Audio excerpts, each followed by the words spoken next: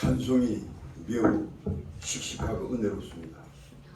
오늘 이 찬송과 말씀을 중심해서 오늘 새 첫 시간에 승리하는 믿음의 경주라는 제목으로 말씀 나누겠습니다. 잠깐 기도하고 말씀하겠습니다.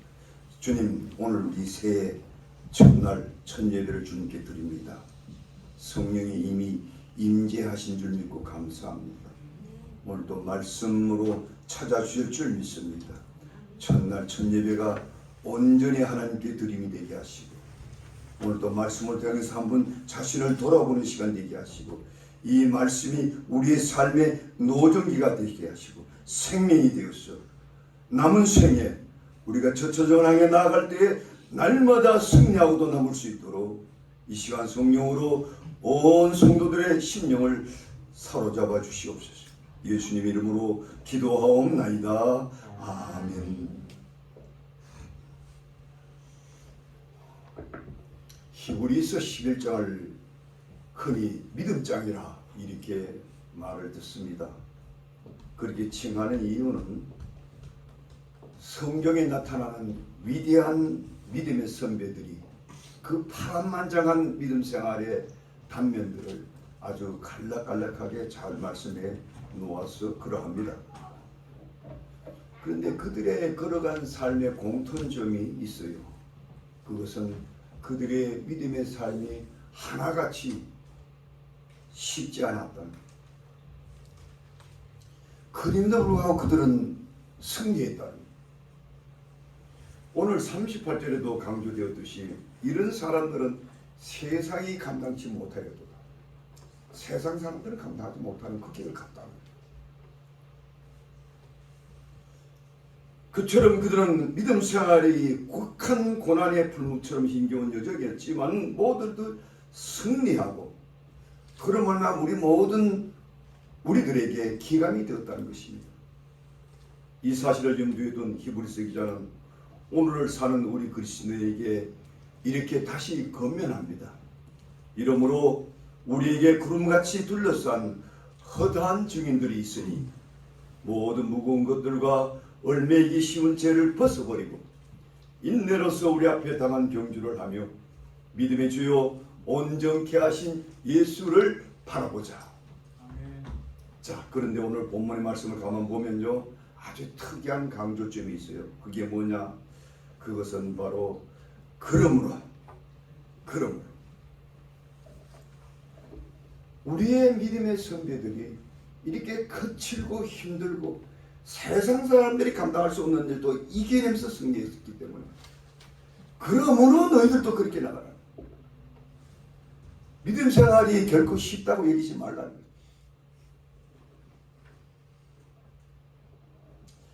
특별히 아주 또 특이한 강조점이 있는데, 우리 그리스도인의 믿음의 삶을 경주자에 비유했다는 겁니다. 다시 말씀드리면 오늘 히브리서 기자는 여러분과 저를 과거에 우리의 믿음의 선배들이 힘껏 믿음의 삶을 살아왔던 커다란 운동장을 안내해놓고, 그들이 어떻게 간종들의 가르침을 받으며 힘있게 달려간 날을 다 하나둘 보여준 후에 곧바로 그 경주의 바톤을 우리에게 넘겨주면서 이러므로 너희들도 힘찬 경주를 하여 승리해야 하지 않겠는가, 이렇게. 그렇다면 어떤 믿음의 경주가 우리로 하여금 승리하는 믿음의 경주가 될게 할까요? 세 가지를 본문을 통해서 말씀 나눠보겠습니다. 첫째는 벗을 것은 벗어버리고 달려가야 승리할 수 있다는 사실입니다. 오늘 보면 1절에 보니까 모든 무거운 것과 얼매이기 쉬운 죄를 벗어버리고 라고 하고 있습니다. 경주자는 아주 가비알이죠. 아주 얇은 옷을 입어야죠. 벗을 만한 것은 다 벗어야 돼요. 그래야 이길 수 있다는 거예요. 제가 이 말씀을 드리다니 아주 생각나는 재미난 글귀가 생각나서 여러분에게 소개하고자 합니다. 이 글은 저더슨 에드워드라는 작가가 쓴 Regaining Control of Your Life라는 책에서 나온 건데요. 우리말로 번역하면 당신의 생을 통제하는 법, 이렇게 번역하면 되는데, 거기 보면 마라톤 경기장에 들어선 선수들의 아주 재미난 모습을 묘사해 놨다는 데 있습니다. 그 일부를 제가 읽어드리겠습니다. 경기장에는 심판관이 권총을 들고 서 있었고요. 마라토너들은 모두 기대했듯이 출발 지점에 섰습니다. 그들은 이제 총소리의 울림과 동시에 26마일이나 되는 긴 마라톤 길을 타야 합니다. 그런데 그들은 모두 한결같이 남자들이었고 그들은 수천 개 볼 정도로 호리호리했고 그들은 이 마라톤 경기를 위해 수년을 연습한지라 그들의 배에 통통한 부분은 다 없어졌고 그들의 피부는 아주 매끄러워 보였고 시골 마당을 나르는 매처럼 매서워 보였습니다. 그들은 마라토너들이 늘상 입듯이 종이처럼 얇은 티셔츠와 짧은 팬츠를 입고 가볍게 뛸 수 있는 신발이 전부였습니다. 그들은 모두 승리를 위한 최선의 방법은 그들이 지니고 있는 무게를 최대한 가볍게 하는 것임을 잘 알고 있는 듯 했습니다. 그런데 웬일입니까? 그들 중에 한 사람은 아주 다른 모습으로 나타났습니다. 그 사람은 무언가 짐보따리를 잔뜩 짊어진 채 아주 우스꽝스러운 모습으로 출발선에 섰습니다. 이 경주자는 무거운 외투를 입었고요. 방한용 기글도 썼고요. 긴 장화도 신었습니다.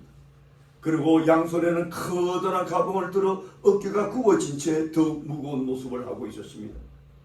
이윽고 총소리가 울렸습니다. 경기자들은 토끼몰이 하듯 사냥개처럼 힘차게 출발선을 떠났습니다. 그러나 커다란 백을 뒤에 짊어진 이 우스꽝스러운 모습을 한 경기자만 터벅터벅 길을 걷고 있었습니다. 그는 그 무거운 짐보따리와 그 추앙스러운 의복 때문에 도저히 다른 경기자를 따라갈 수가 없었습니다. 경기를 시작할 때는 관중들은 누가 이길 것을 아무도 모릅니다. 그러나 그들은 누가 고지할 것은 분명히 알고 있습니다.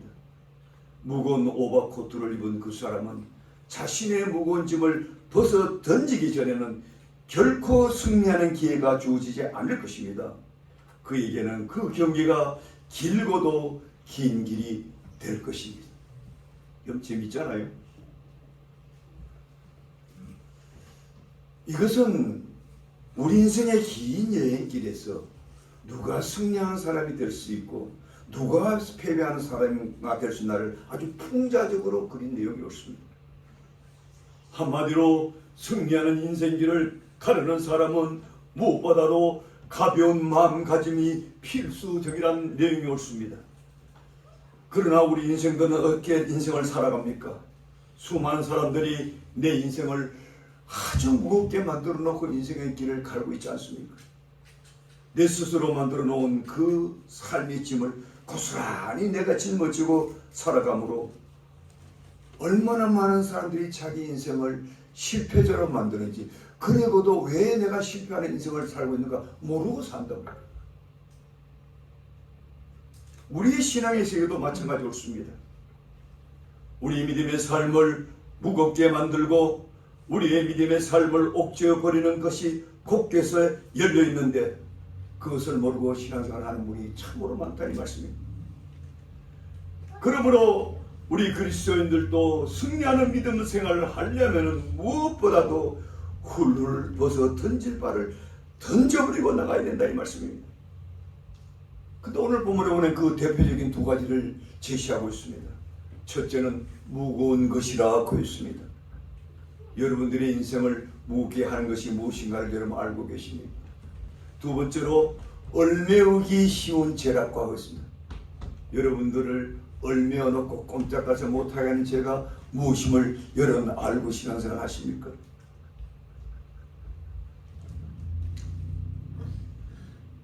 제가 이 무겁게 하는 것이 무언가를 찾아보려고 여러 주석을 제가 살펴봤어요. 근데 주석마다 조금씩 그 내용이 뉘앙스가 달라요. 가령 어떤 주석가는 이 무거운 짐을 우리 마음의 이중성이라 이렇게 표현한 걸 봐요. 이 영어로 표현하면 더블 마인드죠. 신앙생활 잘한다고 이렇게 말은 딱 했는데 생각은 또 딴 데 가 있는 거예요. 두 마음을 갖고 신앙생활을 하는 사람이라는 거예요. 이런 사람은요 결코 신앙생활 승리할 수가 있어요. 더블 마인드이기 때문에. 메트웰리 같은 주석가는 이렇게 번역했어요. 우리 육체나 현재의 삶이나 세상에 대한 과도한 집착이 우리 믿음 생활을 무겁게 합니다. 우리가 세상에 너무 거기에 미쳐 돌아가면요, 신앙생활 할 힘이 없어요. 에너지가 없는 거예요. 세상을 하는 에너지가 있고 영적인 에너지가 있는데 그 영적 에너지가 다 그냥 분산돼 있는. 한국에 나온 주석가 박윤선 박사는 그것이 세상의 정욕이라는 한 단어로 정의해 놨습니다. 따지고 보면 이 모든 주석들은 한 가지 공통점을 갖고 있는데, 그것은 우리가 추구하는 신앙적 열정보다 다른 그 무엇이 우리의 마음을 더 빼앗아가는 게 있으면은 그것이 엄청나게 무게로 우리 신앙을 파괴시킨다, 이 말씀입니다. 그렇다면 제가 여러분들이 질문합니다. 여러분들을 더 열정적으로, 신앙생활보다 더 열정적으로 만들게 있습니까? 있으면 그것이 무엇이라고 믿습니까? 분명히 저 사람은요, 신앙생활 잘 해야 될 텐데 10년, 20년 가도 그대로 그냥 하나도 안 자라. 왜 그럴까? 나를 아예 그냥 찔끔 눌러놓은 게 있어요. 그걸 모르고 그냥 교회를 왔다 갔다 하는 거예요. 이 사실을 보다 영적으로 본질적으로 표현한다면 이 세상을 지배하는 탐욕의 영의 역사가 있다는 사실입니다. 아담 이후 사탄은 우리 인생들에게 탐욕의 정신을 깊게 뿌리 내려놓고 그 정신을 끊임없이 부추기고 온통 그것을 자극하여 하나님을 멀리하게 합니다. 오늘날 이 시대를 말세지말이라고 하죠. 베드로 사도는 말세지말이 되면 사탄은 자기 때가 얼마 남지 않는 걸 알고 할 수만 있으면 택한 백성도 넘어뜨리려고 한다. 무엇으로 넘어뜨려요? 우리가 아담과 이후로부터 물러가네. 제 정욕, 탐욕. 오늘도 여러분 교회 안 나온 사람 많아요. 뭐 어디만 나오죠? 돈벌이 하려고. 한 푼이다 더 벌겠다는. 그거 좋아요, 그 정신은. 그러나 그 돈벌이 정신이 하나님의 눈보다 더 앞서가는 거예요. 그 사람은요, 이제 죽을 때까지 신앙이 안 자라는 거예요. 그 세계를 여러분들이 알아요. 너무 정욕이, 탐욕이 나를 납작 그냥 엎드러나게. 안 돼. 안 되게 돼 있어요. 이거 송 목사 말이 아닙니다. 성경을 그렇게 증언하고 있는 거예요.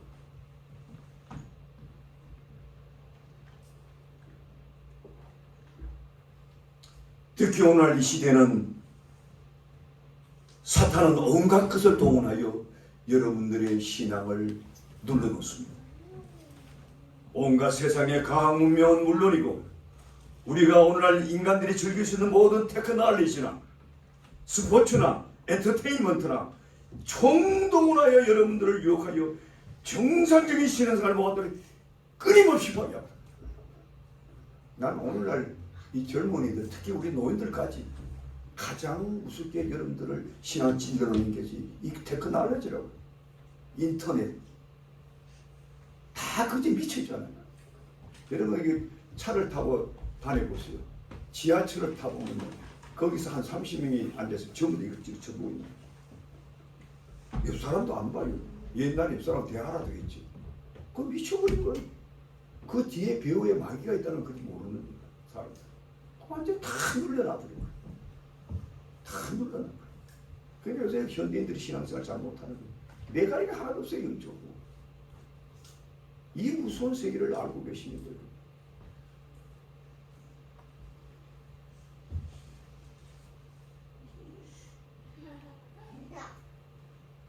그렇다면 여러분들은 이 시대에 승리하는 그리스도의 삶을 살려면 어떻게 해야 되겠습니까? 이 나를 무겁게 하는 것을 가감히 던져버릴 준비가 되어 있느냐 묻고 있는 것입니다. 오늘날 여러분들의 믿음 생활을 끊임없이 무겁게 하여 실패한 삶으로 이끌어오는 이들에 대한 확실한 영적인 경계심을 갖고 믿음 생활을 하고 있는가 자신에게 물어보시기 바랍니다. 뿐만 아니라 우리 믿음의 경주를 실패하게 하는 것이 또 하나 있는데, 오늘 보면은 그것을 얼매우기 쉬운 죄라고 했습니다. 자, 얼매우기 쉬운 죄라. 도대체 이게 무슨 뜻일까요? 우리 인생은 태어나면서부터요, 우리 각자가 지니고 있는 고유한 성품이 있습니다. 그 성품 가운데는요, 아주 아름답고 고귀한 성품이 있는가 하면 또한 나만이 특별히 지니고 있는 아주 고약한 성품이 있습니다. 그러나 그 고약한 성품이 습관화되고 그 습관이 기질화로 발전되면 우리 인생에 전반적인 치명적인 해악을 끼친다는 걸 알고 계십니다. 특별히 믿음의 경주를 하는 그리스도인들은 이 나만이 갖고 있는 이 고약한 성품을 다스릴 수 없으면 우리의 믿음 생활이 전반적으로 망가져진다는 걸 아느냐, 다시 여러분들께 여쭤보는 겁니다. 제가 주석을 살펴보다니까 저 유명한 주석가 스키브나 모라 같은 학자는 우리 각자가 지니고 있는 고약한 성품을 뭐라고 표현했느냐면 우리 인간 각자가 지니고 있는 연약성이라 이렇게 표현합니다. 아주 매끄럽게 문학적으로 잘 표현했어요. 정확한 표현이. 우리 각자가, 우리는 강점도 있지만 약점이 있어요. 그 약점을 마귀가 다 알고 있는 거예요. 끊임없이 마귀가 파고들고 공격해 들어오는 거예요. 거기 여러분들 막아낼 자신이 있습니까? 자신 있어요?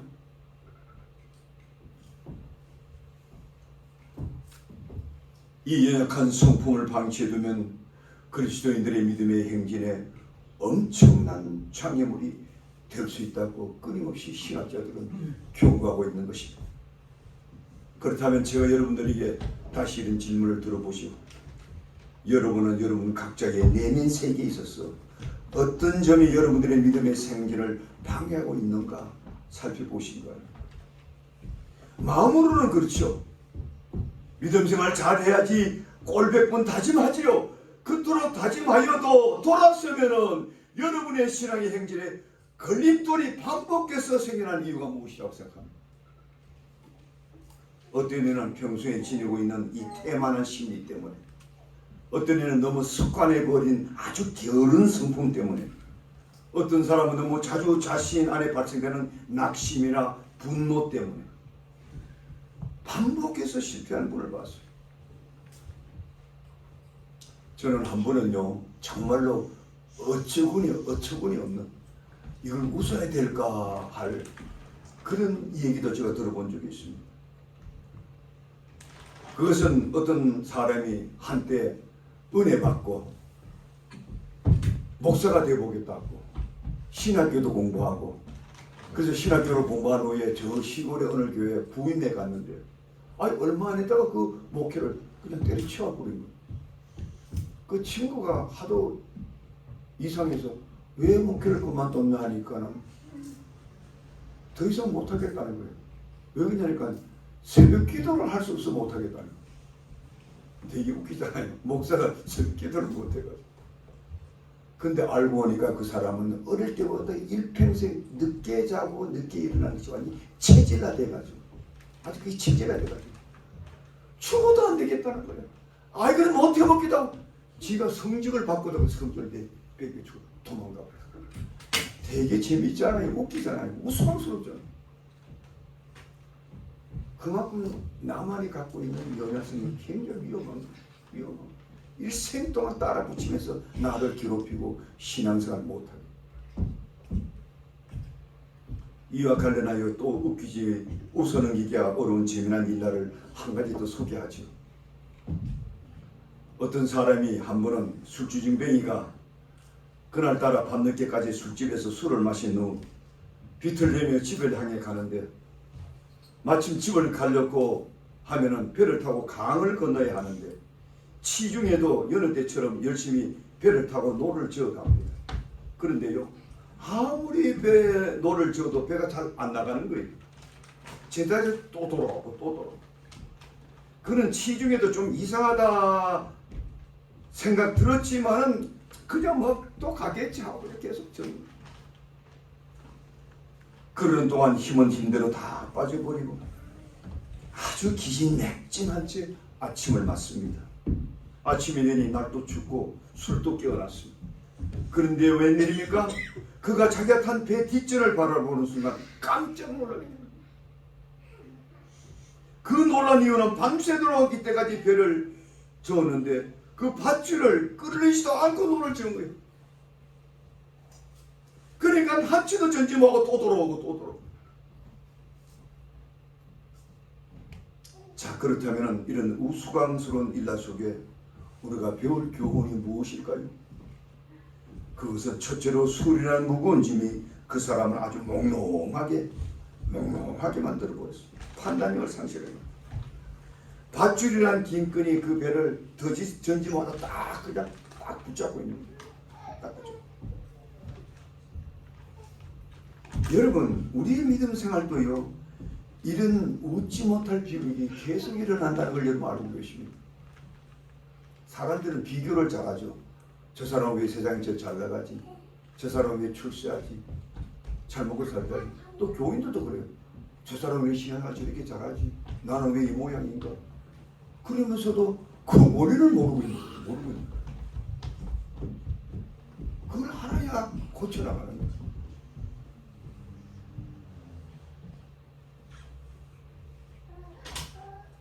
우리의 믿음은 생활에도 우리를 치명적으로 그 믿음의 행진을 가로막는 것이 있다는 거예요. 평소에 나만이 갖고 있는 고약한 성품, 나만이 갖고 있는 아주 속간된 아주 못한 삶의 버릇, 그것이 아무리 사소해 보여도 그것이 세상에는 자주 용납된다 할지라도 여러분의 믿음의 경주에 치명타가 될 수 있다는 걸 믿습니까? 이 시간 동안 여러분들 듣기 좀 곤란한 말씀을 드리겠습니다. 여러분들이 소위 말하는 영어로 어딕되었다는 소리 많이 들어보죠. 어딕 무시겠어요? 중독되었다. 중독성, 마약 중독, 알코올 중독, 또 뭐요? 니코틴 중독. 우리 교회도 담배 피우는 사람 많은데요. 그 사람들요, 담배 니코틴 중독된 사람요, 내가 왜 자꾸 피우지 말라는 줄 아십니까? 건강을 위해서도 피우지 말아야 되고, 그 사람은 결코 주님의 날에 성령 충만 못 받아. 그것이 월미하게 만들어가죠. 영적인 것과요, 육적인 것은 완전히 극과 극이에요. 여러분들이 육적인 요구를 계속 내가 허락했기 때문에 성령의 역사는 그냥 참 멀리 벗어나 있는 거예요. 가까이 오도 못 가요. 그 육의 속성하고 성령을 그냥 맞부딪히는데 어떻게 됩니까? 안 되는 거예요. 제가 10년 내로 그 담배 끊으라고도 못 끊은 사람이 있어요. 저희 아버지도 그리고 돌아가셨어요. 목아무. 저는 그 아버님 돌아가실 때 그렇게 눈물을 흘렸는데 눈물 흘리면 못합니까? 못 끊고 돌아가십니다. 그래서 저는 저 마음에 한이 맺힌 게 있는 거예요. 내가 목사라고 이런 나한테 막 그런 게 아니에요. 여러분들이 자기 스스로 돌아볼 수 있는 기회를 가져야 돼. 가져야 돼. 내가 무엇이 내 인생을 이렇게 망가뜨리고 있는가? 인간을 보면 아주 사소한 거야. 니도 그러고 나도 그렇게 하는데요, 뭐. 그건 뭐 대단하냐? 그러나 믿음의 생활은 진행적으로 무너지게 한다. 믿으시면 아멘 하시기 바랍니다. 끝까지 나를 딱 물고 있어요. 그게 밧줄이 돼가지고 딱 물고 있어요. 더 이상 진척이 안 돼. 될 것 같죠? 될 것 같죠? 또 다뤄오고 그 모양 그 꼴로 계속 돌아오고, 그러고 신세 타령하고 남 뭐 누구 핑계대고 자기가 자기를 자꾸 이렇게 만들어 놓고는 그렇게 하는, 그 죄를 해결해야 하는, 그리고 그걸 철저할 수 있는 믿음의 결단이 있어야 돼. 네 인생을 무겁게 하고 나를 계속 올라매게 하는 아주 사소한 죄가 무엇인가? 이 첫째부터 올 한 해가 지나기 전에 끊고 해결하는 은혜가 있기를 주의 이름으로 축복드립니다. 아멘. 한번 남자가 한번 결심했으면 목에 칼이 돌아도 한번 해봐야지. 또 돌았으면 또 제자리가 또 돌았으면 제자리가. 두 번째로 승리하는 믿음의 경주가 되려면 인내심을 갖고 경주를 해야 합니다. 오늘 본문 1절 중간절에 인내로서 우리 앞에 당한 경주를 하며라고 하고 있습니다. 자, 여기 보니까 믿음의 경주의 승리의 비결의 두 번째 덕목이 인내심이라는 걸 알게 됩니다. 특별히 수십 마일을 달려야 할 마라톤 선수에게는 인내심이 없는 한 승리란 꿈도 꾸지 말아야 합니다. 과거에 저의 대학 동창 중 마라톤 선수가 한 분 있었습니다. 그는 당시 충남도 대표 중에 한 사람이어서 꽤나 당시 이름도 날렸던 사람이에요. 한 번은 우리 학교 전교생들이 참여하는 장거리 경주 대회가 있었는데 처음에는 뭐 별 차이가 없었어요. 오히려 처음에는 단거리 선수들을 촥촥촥 앞서갔어요. 그런데 운동장 한 바퀴를 돌자 서서히 그 친구가 두각을 나타내는 거예요. 한 서너 바퀴에 도니까 보통 다른 친구들보다 반 바퀴 차이가 나는 거예요. 나중에 결승전에 그 친구가 딱 골이 날 때는 다른 친구도 몇 바퀴 더 돌아요. 그리고 그 중에서도 또 3번에 다 중간에 다 탈락해버려요. 힘드니까. 너무 머니까. 저는 하도 신기해가지고 그 운동이 다 끝난 후에 저하고 굉장히 친했기 때문에 내가 물었어요. 자네는 왜 어째 달리기 그렇게 잘하노? 물었어요. 그러자 그의 대답이 이것이 뼈를 깎는 노력이 필요해. 저한테 뼈를 깎는 노력이 필요해. 어떤 면은 내가 생명마저 단초하고 있지 않나 여길 때도 있다는 거예요. 그래서 한마디를 더 붙여요. 나는 언제나 경주는 내 인생이야 하고 산다는 경주. Running is my life. 사실 인생이 경주라고 표현한 성경은 많이 있죠. 특히 바울이 강조했죠. 달려갈 길을 마칠 때까지 힘써 달리라고. 저는 이 그때서야 잘 달리는 선수에게 요구되는 동목은 남 보이지 않는 곳에 그 끊임없는 인내심이 그 사람을 그렇게 만들었다는 걸 알게 돼요. 마찬가지 의미에서 우리 그리스도인의 신앙의 경주에도 인내심이 없이는 결코 승리할 수 없는 삶의 현장이 있다는 걸 여러분이 기억하시기 바랍니다. 우리의 믿음의 여정길에도 예기치 못한 위험들이 곳곳에서 우리의 인내심을 시험합니다. 우리의 믿음의 여정에도 소낙빛 쏟아지는 비탈길이 있는가 하면 험상줄넘 같은 큰 장애들이 시도 때도 없이 막 나타납니다. 그리고 우리의 전진을 막습니다. 그럴 때 여러분들은 어떤 믿음의 자세를 갖나요?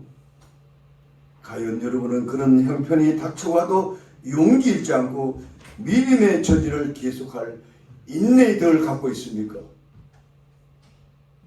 중세기의 최고 신학자요 우리 장로교 창시의 원조 되신 칼빈 선생은 한때 기독교인들이 꼭 마음에 간직하고 살아가야 할 5대 신학 교리를 발표한 적이 있습니다. 굉장히 중요한 얘기입니다. 그 첫째는 오직 하나님의 은혜로 되어진다는 거예요. 성경대로 말하는 거예요. 두 번째로 오직 믿음으로, 세 번째로 오직 성경 말씀으로, 네 번째로 오직 예수 그리스도로, 다섯 번째로 성도의 견인이라고 했습니다. 이 성도의 견인이라는 말씀에 대해서 좀 제가 말씀드리고 싶은데요. 이 성도의 견인이란 무엇인가? 이 말의 뜻은 진정한 그리스도인이 무엇인가를 묻고 있는 거예요. 진정한 그리스도인이란 처음부터 끝까지 인내로서 믿음을 완성시켜 나가는 자, 이런 뜻을 갖고 있습니다. 끝까지 인내로서 승리해야 진정한 그리스도인이다, 이렇게 성경 말합니다. 바울 사도가 말씀드렸지, 내가 달려갈 길을 마치고 믿음을 지켰으니, 그게 그냥 됩니까? 달려갈 길을 마칠 때까지 끝까지 믿음을 지키는 것은 보통 인내가 있는 게 아니라는 말이에요. 신앙생활을 너무 쉽게 하는 분들이 있어요. 기분 나면 하고 싫으면 쉬고 형편되면 하고 말면 말고.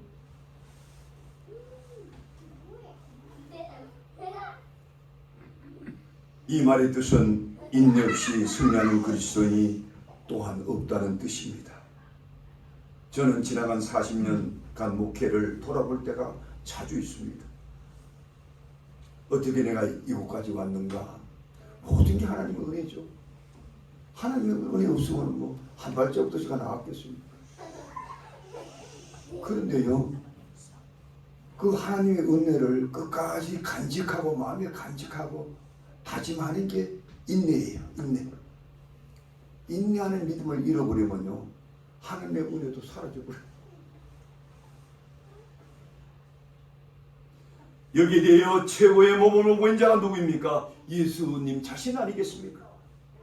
오늘 보면 12장 2절에 보니까 그는 그 앞에 있는 기쁨을 위하여 십자가를 참으사 부끄러움을 개의치 아니하시더니 하나님의 우편에 앉으셨느니라. 우리 예수님도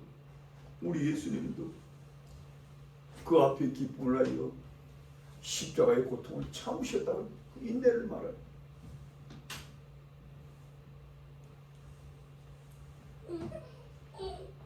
그리고 그 참음의 비결을 또한 이렇게도 말씀합니다. 너희가 그러므로 피곤하여 낙심치 않기 위하여 죄인들이 이같이 자기에게 거역한 일을 참으신 일을 생각하라. 이 말은 무엇이겠습니까? 내가 그 큰 보좌를 버리고 많은 모욕당하고 비난당하고 멸시당하고 십자가에 죽기까지 참았으니 그걸 너희들 생각하고 너희들도 믿음의 길을 갈 때에 그런 고통이 있을 때마다 나를 기억하고 이겨내가라, 이런 뜻이에요. 우리가 이 세상 살 때요, 참 인간의 마음은 간사한 게 다 잘 나가면 내가 스트레스 너무 받아. 그런데 어떤 사람이 나보다 훨씬 스트레스 많이 받고 더 못 나가면 썩 기분이 좋아. 그렇지.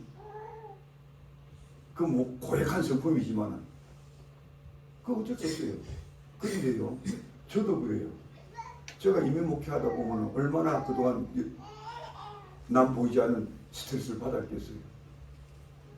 그럴 때마다 그걸 이기게 해준 게 주님을 기억하는 거예요.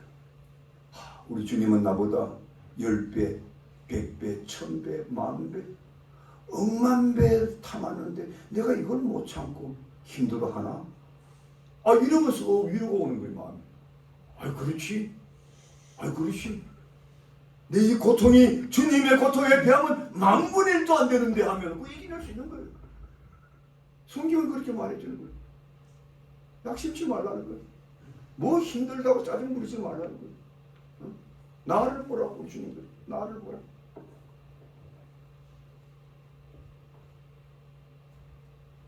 너희가 피곤하여 낙심치 않기 위하여 죄인들이 이같이 나에게 거역한 일을 내가 참은 것을 너희는 생각하라.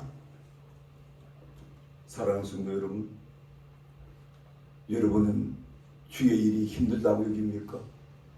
믿음 생활 참 진부하다고 여깁니까? 뭐 적당히 믿음 생활하면 되지며 적당히 하면 되는 믿음 생활이라는 것은 없는 거예요. 없는 거예요. 너희는 나를 따라오거든 자기를 부인하고 자기 십자가를 지고 나를 따라오고. 인내하는 믿음이 여러분들을 승리케 한다는 사실을 믿으시기를 주의 이름으로 축복드립니다. 마지막으로 목표를 바라보며 경주해야 승리할 수 있다는 겁니다. 오늘 보면 12장 2절에 보면 믿음의 주요 또한 온전케 하신 이신 예수를 바라보자라고 합니다. 그리스도인들의 믿음 생활을 승리하려면 꼭 여러분들이 목표 설정을 분명히 해야 됩니다. 내가 왜 예수 믿는가? 무엇 때문에 이 고생하는가? 이걸 여러분들 분명히 해야 돼요. 그렇지 않는가? 여러분 한번 경기장에 한번 가보세요. 누가 경기의 최종 승자가 됩니까? 결승점을 향해 달려가야 되는 거예요. 달려가되 결승점을 바라보고 끝까지 달려가야 돼. 제 아무리 잘 달라는 선수라도 힘들다고 중도에 폐지하면 거꾸로 끝나는 거예요. 그리고 달려가되 결승점을 바라보고 끝까지 달려가야 됩니다. 만약에 선수가 달려가다가 골인지가 어디지? 당황하면은 이거 낭패를 당하잖아요.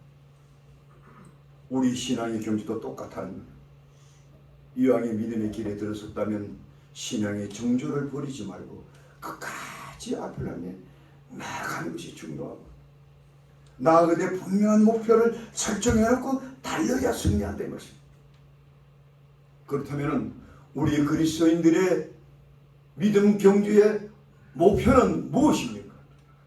예수 그리스도 한 분뿐입니다. 오늘 보면 2절에 그래서 우리 그리스도인들의 경주의 목표를 믿음의 주요 온전하신 이인 예수라고 분명히 못 받고 있습니다. 우리가 우리의 신앙의 목표 되신 예수님을 표대 삼아 그분만 바라보고 달려가면 반드시 승리하는 여정이 된다. 이것을 시사해 주는 거예요. 여러분, 세상에서요 목표 설정을 하고 인생 사는 사람들이 꼭 성공한다고 하잖아요.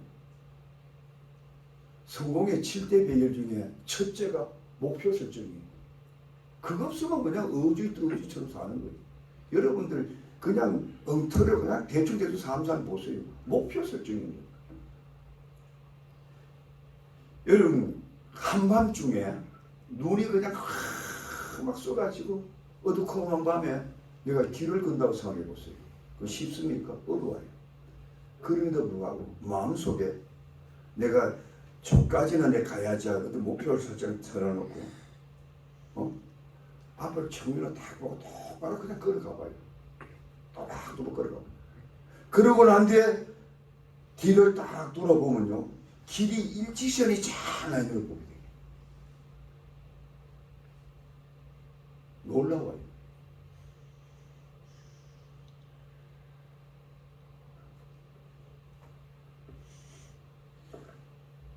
이와 관련하여 제가요 중학교 때, 우리 중학교 때도 뒷바퀴를 잘하는 친구 하나 있었는데, 이 친구는 뛰었다 하면 12초 이내에 100m 끝내는.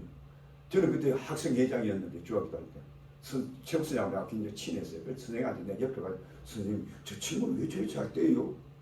뒷바퀴 저렇게 잘해요. 그러니까 이리 와봐 그래. 그래서 제가 가니까 옆에 앉혀놓고 야가 저쪽에서 이제 100m 또 뛰어오는데 니 한번 자세히 보라는 거예요. 그래 자세히 보는 거예요. 자 눈이 어디가 있는가 보라는 거예요. 다 정면만 바라보고 그냥 막 숨 쉴 틈 없이 그때 그리고 발을 보라는 거예요. 다리를 보면 요즘 다리가 그 정면에 탁탁탁탁 조금 더 빗나가는 것이. 그래서 중벌적으로 해보니까 기가 막히게 딱 정면만 보고 그냥 정면만 뛰는데 이 발이요 팍팍팍팍팍팍팍 아이고 저러니까 최소한 우리보다 1초 내지 2초는 더 빠르고 저는 앞만 떼도 13초 더 이내를 보고 앞만 떼도 안 되는. 근데 그 친구는 그래.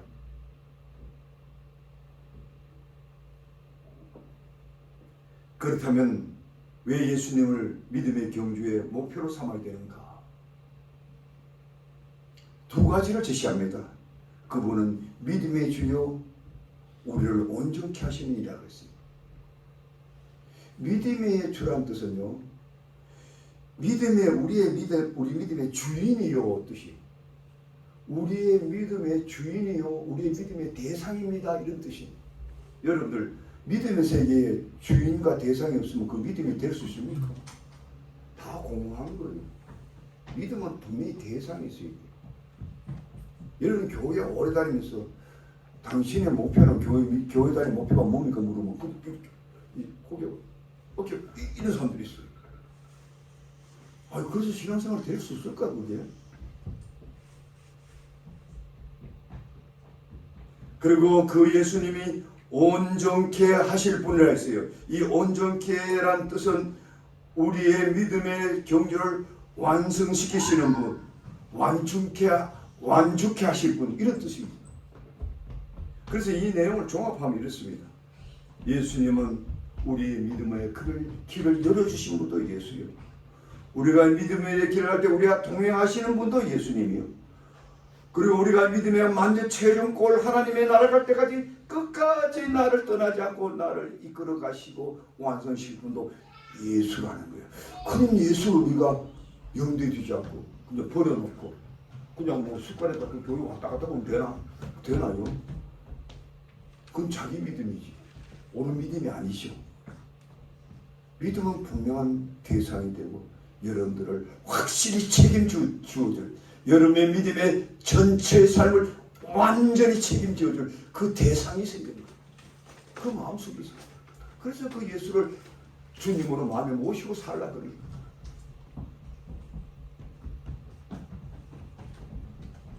그렇다면 왜 우리가 그 예수가 우리의 삶의 목표가 되어야 되냐? 만약 그런 목표가 있으면 너무 위험해서 그래.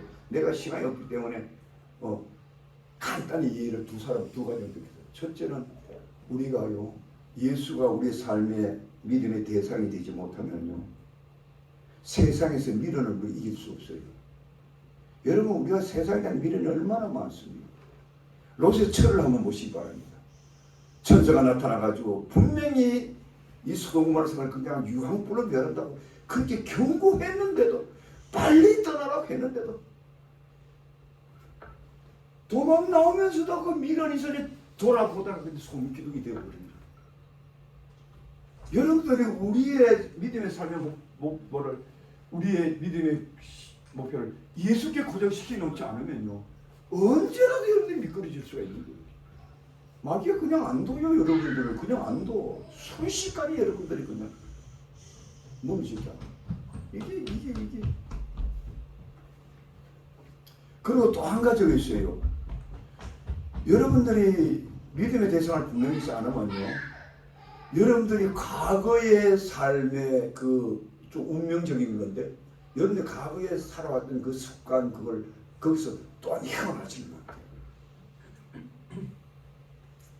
우리 인생은 누구나 다요 과거에 대한 부정적인 그런 누추했던 삶의 기억들이 있습니다.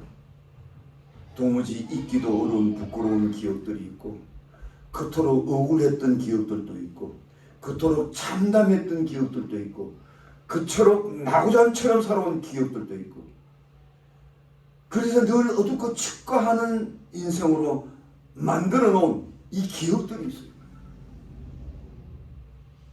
이것을 누가 해결해 줄 수 있습니까? 저는 예수밖에 없다고 믿어요. 저는요 참으로 어려운 사람들 상처받은 사람들을 많이 상대해 봤기 때문에 그래서 제가 목사니까 안타까워서 건면하죠. 교회 갑시다. 예수 믿읍시다. 한 번만 예배 참석해봤어요. 어떤 때는 제가 너무 안타까우면 딱 한 번만 내 설교 들어보세요. 근데 또 그러면 딱 움츠립니다.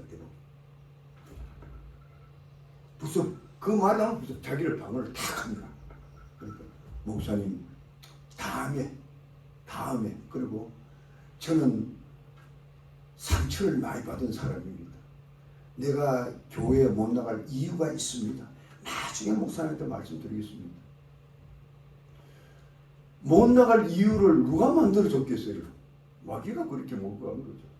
그러면 교회에 나와서 예수를 만나야 풀어갈 수 있는데 자기 스스로 그걸 갇혀 있는 거예요. 평생 그렇게 사는 거예요. 그런 기회를 하나님께 주셔도 모르고 있는 거예요. 그래서 여러분들이 기도가 필요하고 그 과거를 해결하지 않으면 안 되는 거예요.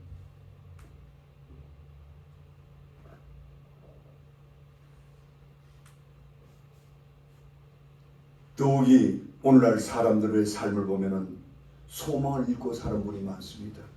묵묵적한 인생을 사는 분이 많대 말씀입니다. 이 내 인간 자아의 벽에 딱 갇혀가지고 숨도 못 쉬고 그 안에서 숨어 사는 분이 얼마나 많은지 모릅니다. 사람을 만나는 자체를 두려워하는 분이 있습니다. 아이고 목사님 나는 옛날에 누구하고 무슨 일 상상도 못하는 이 상처가 있기 때문에 사람 자체가 보기 싫다는 거예요. 그게 뭔지 압니까? 사단이 파놓은 무덤이야. 무덤. 마치 누에 꼬치가 계속 입에 진액을 계속 내가지고 자기 누에를 이렇게 만들잖아요. 그거 딱 갇혀 있는 거예요. 그가 생명으로 다시금 부활하기 전에는 그 갇혀놓은 그 장벽이 깨어지기 전에는 살아날 수가 없는 거예요. 그것을 깨트릴 분은 오직 예수 그리스도 한 분뿐입니다. 믿습니까? 여러분들이 이웃을 그리스도에 인도할 때에 그런 믿음으로 인도하시기 바랍니다. 여러분들이 할 수 없어요. 목사가 할 수 없어요. 주님만이 할 수 있는 거예요. 그래서 우리는 주님을 소개하는 거예요. 주님에 대한 그런 확신을 우리가 갖고 있는 거예요.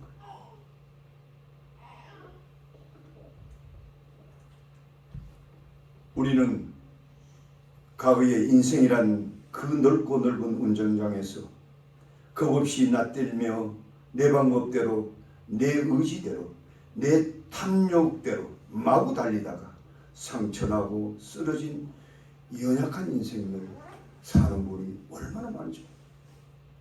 누가 그런 분을 일으켜 세워주고 격려해주고 새로운 인생길을 가게 하는가? 오직 예수 그리스도 한 분뿐인 거예요. 믿습니까? 아멘. 정말 믿어요? 아멘. 그래서 이 사실을 너무나 잘 아는 바울사도는 이런 고백을 우리에게 남겨두고 있습니다. 내가 이미 얻었다 함도 아니요 온전히 이루었다 함도 아니라 오직 내가 예수께 그 잡히는 것을 또한 차고롭고 달려가노라.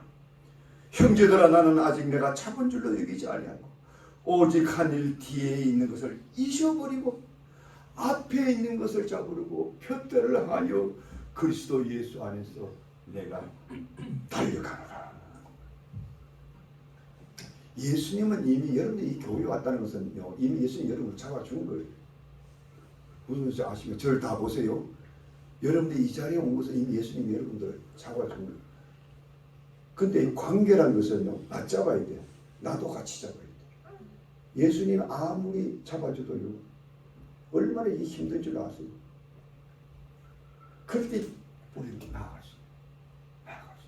바울은 그걸 말하는 거예요. 주님이 분명히 다메섹 도상에서 나를 만나주셨고 그 잔인무도한 사울을 바울로 만들어 알아요. 그래도 불구하고 자기 안에 있는 아직까지도 그 죄성들, 얼매우 쉬운 죄, 무거운 것들, 인내하지 못하는 마음들, 마귀의 끊임없는 공격에 의해서 상처난 심령들, 이걸 극복하는 건 주님이 잡아줬으면 나도 주님을 맞잡아야죠. 그래서 주님께서 내 인생의 마지막 종점까지 승리하는 그날까지 같이 가리라, 이런 믿음으로 나갈 때에 반드시 승리한다, 이 말씀입니다. 그런 믿음으로 이 한 해를 승리하는 여러분 삶 되시기를 주의 이름으로 축복드립니다. 기도합시다. 하나님 감사합니다. 오늘도 말씀을 주셔서 감사합니다. 새해 첫날이 되었습니다. 우리는 새해가 첫 해 되면 누구나 다 결심을 하고 한번 새로운 인생 살아봐야지, 멋진 인생 살아봐야지, 감을 잊어버려야지. 그것이 한 시간도 못 가고 그 더러운 눕에, 그 옛 습관에, 옛 행실에 다시 주저앉는 우리의 모습, 우리의 삶.